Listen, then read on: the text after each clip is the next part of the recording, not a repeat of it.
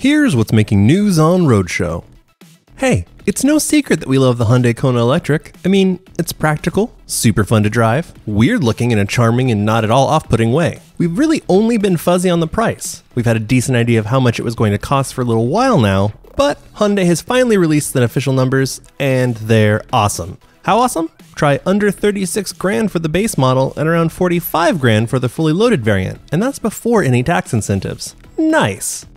When Nissan's Leaf E Plus made its debut at CES earlier this month, we had some mixed feelings about it. It got much needed power and a range boost over the standard Leaf, but we worried that it might not be enough to keep up with all this hot new competition. Now we're finding out that the Leaf E Plus loses maximum range by as much as 25 miles if you pile on the options. That's not uncommon, but it does leave us with even more doubts as to the Leaf E Plus's potential for success. Subaru recently shut down its Japanese production lines due to a defect with its vehicle's power steering systems. The shutdown only lasted 12 days though, and while that's a big upset for a relatively small company like Subaru, the factories are up and running again, and we shouldn't notice any kind of blip here in the US. The power steering defect did not affect vehicles built in the brand's Indiana plant, but it's estimated that some 10,000 Crosstrek and Forester models may have been affected worldwide. Find more on these stories over at theroadshow.com, and we'll talk to you tomorrow.